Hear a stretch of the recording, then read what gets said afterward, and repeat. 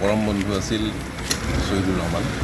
তেওঁক হেৰুৱাব পাই আমি ছাত্ৰ অৱস্থাৰ পৰাই একেলগে কৰ্মজীৱন সামাজিক ছাত্ৰ অৱস্থাৰ ছাত্ৰ আন্দোলনৰ পৰা অসম আন্দোলনৰ ক্ষেত্ৰত তেখেতকো অগ্ৰণী ভূমিকা লৈছিল আৰু বালিপুৰীয়া সমাজ ব্যৱস্থাৰ লগত তেখেতৰ আন্তৰিকতাই তেখেতে সৰ্বজন জাতি ধৰ্ম বৰ্ণ নিৰ্বিশেষে সমন্বয় সম্প্ৰীতিৰে বসবাস কৰাৰ ক্ষেত্ৰত তেখেতে গোটেই আগভাগ লৈছিলে আৰু ৰাজনৈতিক ক্ষেত্ৰতো সক্ৰিয় আছিল।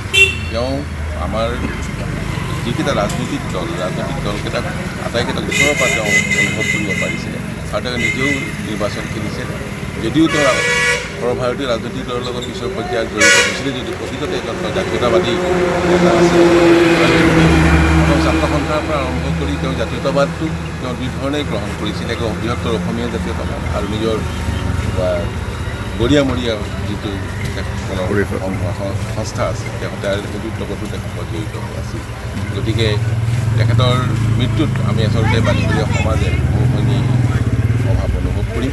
আৰু এটা কথা হয়তো বহুতে ভাবে যে শহীদুৰ ৰহমান বুলি ক'লে আমি খুব ওচৰৰ পৰা লগ পোৱা একেবাৰে খুব নিকটতম লগ পোৱা মানুহ আমি, গতিকে লগৰীয়া আছিলোঁ। গতিকে তেওঁৰ অন্তৰত এতিয়া এটা এই কথাখিনি হয়তো বহুতে নাজানিব যে তেওঁ দুখীয়াৰ প্ৰতি যিটো সহায়ৰ মানসিকতা তেওঁৰ নিজৰ নাথাকিলেও নিজৰ পকেট উজাৰি দিও বেলেগক সহায় কৰাৰ মানসিকতা কিন্তু তেখেতৰ আছিল। এই কথা কিন্তু বহুতেই কিন্তু নাজানে, বেলেগক এই কথাখিনি জনাৰ সুযোগ হয়তো বহুতে পোৱা নাই। কিন্তু আমি স্বচক্ষে দেখিছোঁ নিজৰ নাথাকিলেও তেওঁ দুখীয়াক সহায় কৰিছিল আৰু যাৰ প্ৰয়োজন আছিল প্ৰয়োজনত তেওঁ আগবাঢ়ি গৈছিল। আপুনি বালিপৰাৰ এগৰাকী সমাজকৰ্মী, ৰঙাপৰা মহাবিদ্যালয়ৰ প্ৰথম বেটছৰ 79 বেটছৰ ছাত্ৰ, পাছলৈ জেনেৰেল ছেক্ৰেটাৰী হৈছিলে।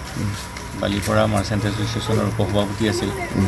বৰ্তমানো তেওঁ শোণিতপুৰ জিলা গৰিয়ামৰীয়া পৰিষদ তাৰ সভাপতিৰ দায়িত্বত আছে আৰু এসময়ত তেওঁ সামাজিক কামৰ লগতো এতিয়ালৈকে জড়িত আছিল মৰাৰ দিনালৈকে, কাৰণ তেওঁ বিধানসভাৰ নিৰ্বাচন, পঞ্চায়ত নিৰ্বাচন আদিৰ লগতো সক্ৰিয়ভাৱে জড়িত আছিলে। এগৰাকী নিৰ্বাচনো খেলিছিল।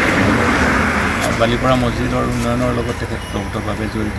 আচলতে বালিপৰাই এজন সমাজকৰ্মী হেৰুৱালে আজি শহীদুৰ ৰহমান। তেখেতৰ আজি 67 বছৰ, 67 বছৰ, বয়সো বেছি হোৱা নাছিলে।